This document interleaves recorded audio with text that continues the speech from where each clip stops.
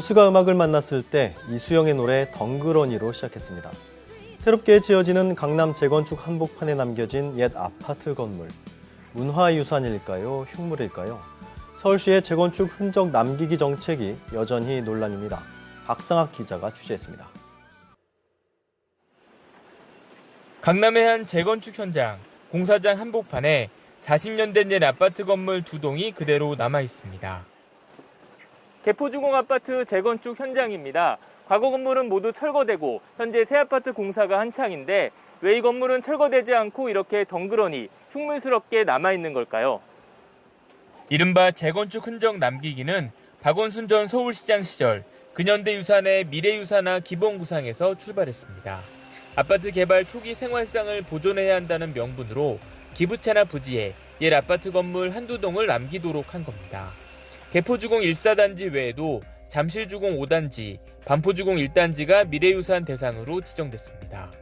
지정 당시 조합 대부분이 사유재산 침해와 안전상의 이유로 반대했지만 재건축 인허가권을 진 서울시 눈치를 볼 수밖에 없었습니다. 재건축 이주가 한창인 반포주공 아파트입니다. 오는 11월까지 이주를 마치면 본격적인 철거가 시작되는데요. 하지만 제 뒤로 보이는 108동 한 동은 허물지 말고 놔두라는 게 서울시의 조건입니다.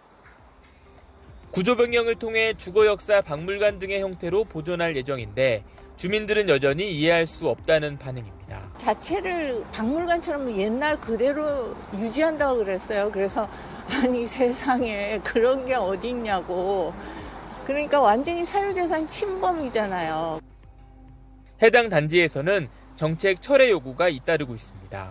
개포주공 4단지 재건축조합은 3천여 명의 주민 청원서를 서울시에 제출하기도 했습니다. 정말 보존 가치가 있다면 지금처럼 동 전체를 남기기보다 별도 전시실을 만드는 형태로도 충분히 가능하다는 생각입니다.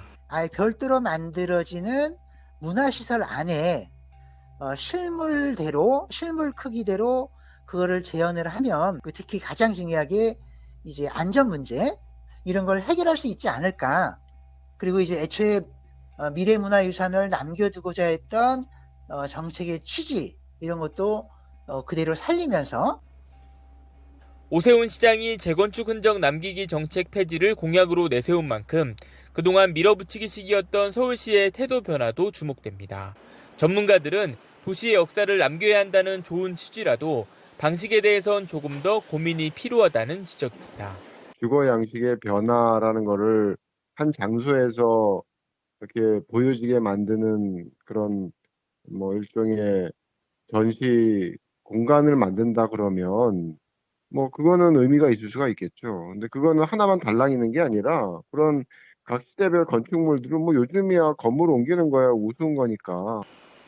앞서 서울시는 영등포 쪽방촌 일부를 보존하겠다고 했다가 주민 반발에 부딪혀 철회했고 청량리 집장촌 일부 건물을 남기려고 했다가 무산되기도 했습니다. 근현대 유산에 대한 판단은 주관적일 수 있습니다.